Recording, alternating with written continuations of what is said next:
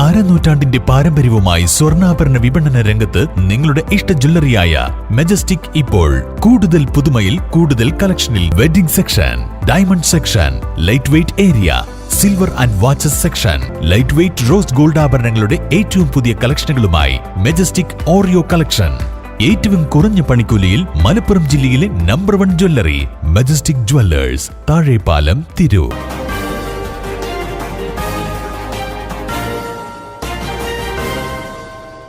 നമസ്കാരം, പ്രഹേളിക ന്യൂസിലേക്ക് സ്വാഗതം.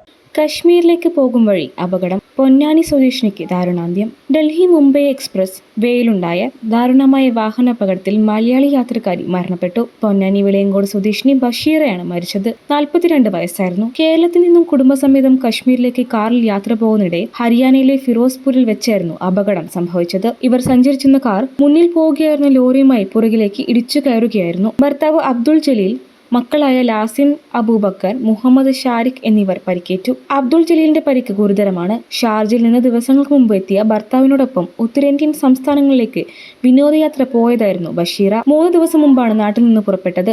കുടുംബം സഞ്ചരിച്ചിരുന്ന ഇന്നോവ കാർ ട്രക്കിന് പുറകിൽ ഇടിക്കുകയായിരുന്നു.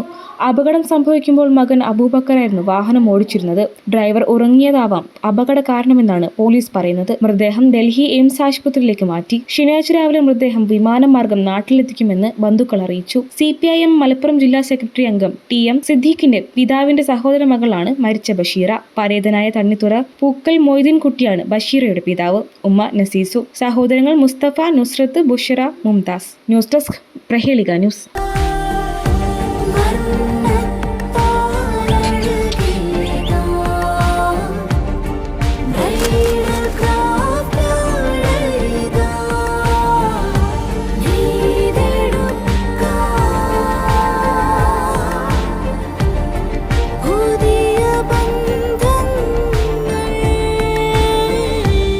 നെയ്തെടുക്കാം പുതിയ ബന്ധങ്ങൾ. Bridal craft, the wedding mall, pan bazaar, Tirur.